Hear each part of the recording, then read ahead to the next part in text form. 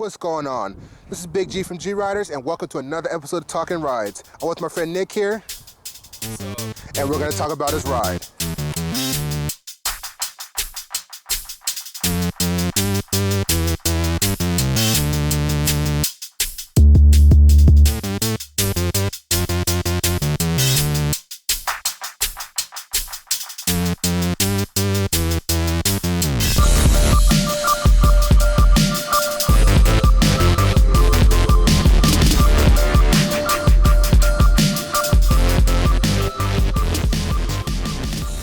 Nick, what kind of car do you have there? I have a 1990 Mazda Miata.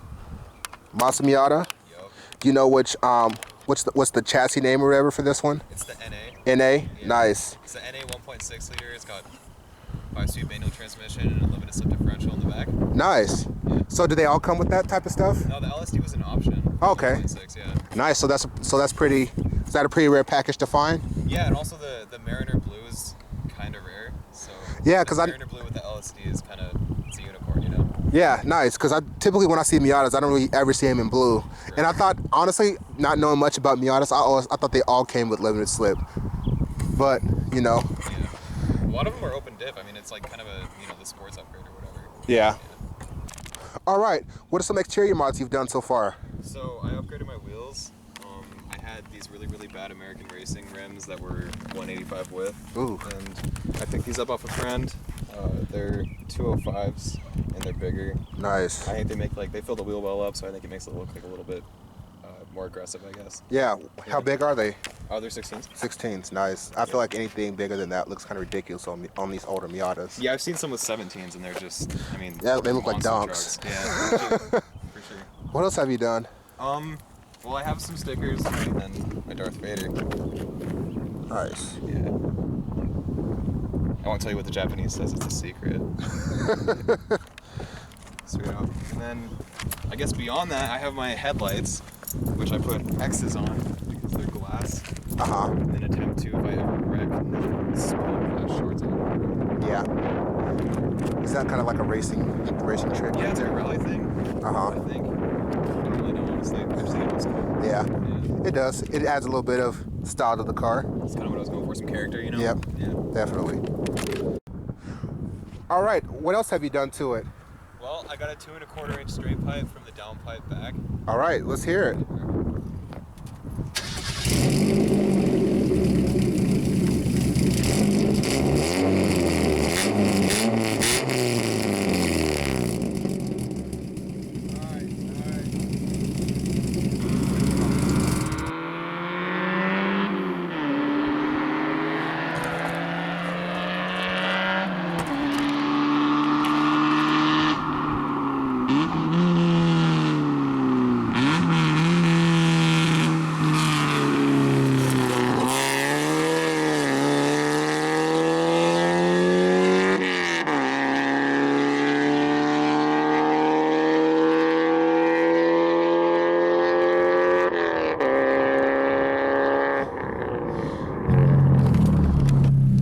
Nick, out of all cars you could have gotten, why'd you choose this one?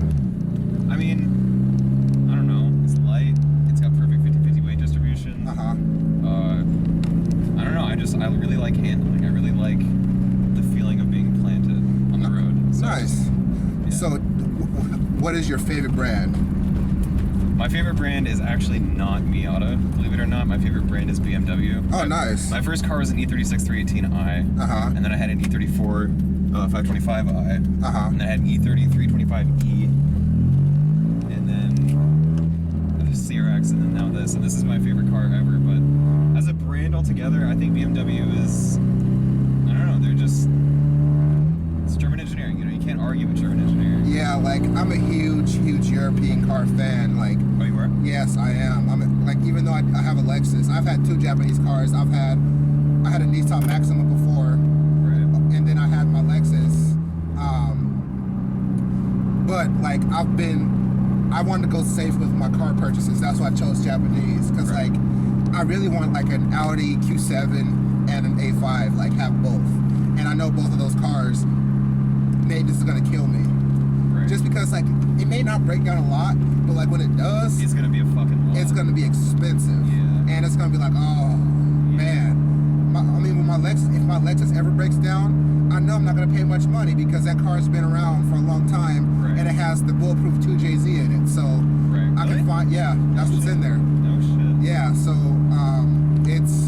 I know parts are gonna be cheap and easy to find and easy to fix. I feel the same way about the Miata. It's like there's been so many of them that have been sold that it's like, you know, you can pick up a 1.6 for like so dirt cheap. Like, it's just a new motor, you know. And like, I don't know. It's nice. It's reassuring to know that like worst case scenario, you're not gonna be paying that much for repairs. Exactly. You know. But like, I feel like on my next car, I'm probably not gonna take it so safe. I'm gonna go ahead and buy something I really want. Like what? Like I've been looking a lot at Audi A4 wagons.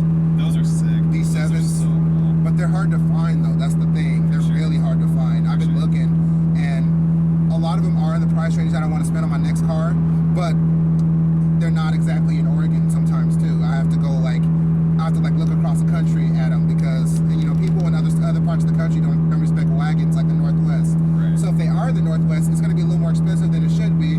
But then out of the state, you may pay hardly nothing for one. Right. And actually rather pay hardly nothing, just drive it back. Plus, it's a good way to like break in a new car. Yeah. You know, like, to see like, okay, do I really want to keep this for a long time, or do I want to sell it when I get back? Right. You know, and you know, with any type of like wagon, selling it in Oregon, you can sell for more money than what you paid for it most of the time. I don't know why that is, but there's just definitely a wagon tax in Oregon. Yeah, definitely. You know. So currently, what is your ultimate dream car? If you can go out and buy it right now, what would you get? My ultimate dream car. That's a tough question. Yeah. Damn. Honestly, are you the kind of guy to have like a daily and like something fun, or would you want something that does it all? I would want to have both. You know. Yeah. So okay, let's start. What about daily? What would you do for a daily? I would probably get a Focus ST. Focus ST. Or an RS for a daily. So see, my opinion on RS for a daily is the simple fact that it's going to be like 40-50 grand. So you might as well buy an ST for like 25-30. Yeah. You know what I mean? That's true. Yeah. So Focus ST for a daily. Sure. So what about for fun car? I don't know. I'm torn between like an E30 M3 with the S14.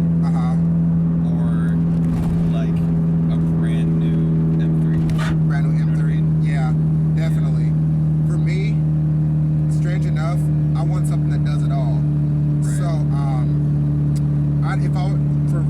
for where I am in my life right now, I'll go buy a brand new Porsche Macan GTS. Straight up. So it has the All turbo around, motor. yeah, perfect, yeah. I can drop it down and carve canyons right here. I can drop it down, carve canyons, or I can raise it up in the snow or whatever. For sure. And if I want it to be faster, I can put a tune on it, and put some other stuff on it and have it be very fast, you know? Right. So let's talk about some more of your past cars. So go back to your first car. So why'd you get rid of it? Well, my first car was an like I said, E36 318i open diff sedan.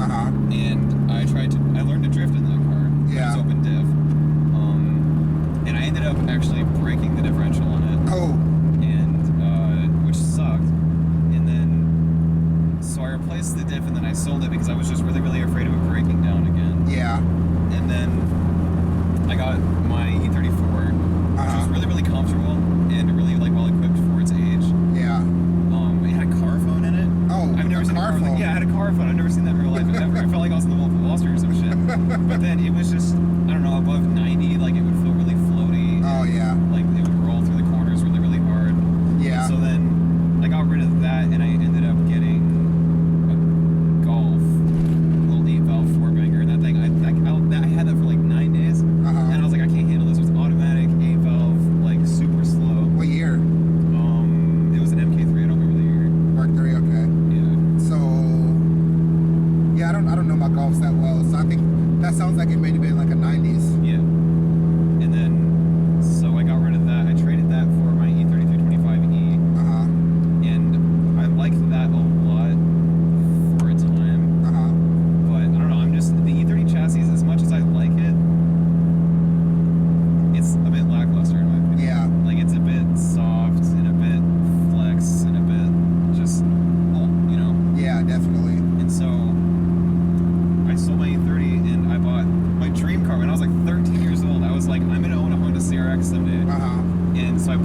TRX that was gutted down to 1,800 pounds with a D16 Z6 swap in it.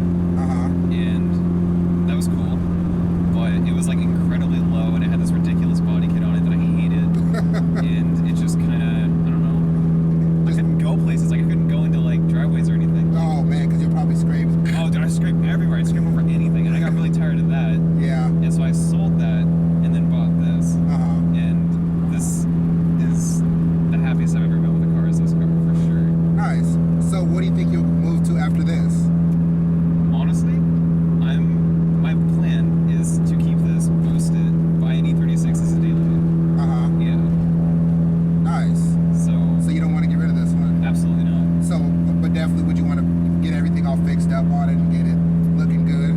You know, I actually really, really enjoy how shitty it looks. Really? And like, that's pretty frank to say, but like, I like how it's like dented and rusty and like, it's just kind of a trashy look. Yeah. And it's like, when I'm boosted and I'm making, you know, 200 horsepower in a 2,100 pound car and I'm walking like a lot of cars. Yeah. It's gonna look like this still. Super sleeper. I mean, not super sleeper because it's a Miata and it's loud. Yeah. But it's gonna be surprising. But what you should do is quiet it down when you turbo it, just sure. so people won't know. For sure. So you pull up, it's like, oh, it's cute little Miata. And I just Bob. What's up, dude? What's up, dude? Feels a chick. Doesn't matter. Still Miata. Every Miata is driven by a chick except for me. See, like that's what I understand with some cars. Like they have like the stigmatism of being of chicks' cars. Yeah, like why is this a feminine car? Like I get that Barbie drove this car in the Barbie series or whatever, but it's like. But they made it handle well for a reason. Yeah, it was never intended. It's not like Mazda built the Miata and was just like, okay, we're gonna aim this at a demographic of women. Yeah. They were like, we're gonna aim this at a demographic of enthusiasts who would appreciate 50-50 weight distribution and stuff. And then people just like, oh, it's a girly car. Yeah. It's like you're missing the point. That's my same gripe with the Scion TC. Yeah. Scion TC is actually pretty quick. Like I don't think I'll buy that for my daughter. We'll turn it here at the light. Like you know, they're just like Corollas with Camry motors. Yeah. You know, like I drove a TRD model a few years ago with like the TRD intake and TRD exhaust and TRD lowering springs, and how was it? It was great. Yeah. Like I would have bought it if they weren't if it wasn't so expensive. Right. They wanted a lot of money for it. And I think they wanted like 23 grand. I was just like, this is not even new. This is like 3 years old and you want no, come on now. For sure. But it's like, why are they girly cars? Right. I don't understand it. Like I definitely would buy one. And I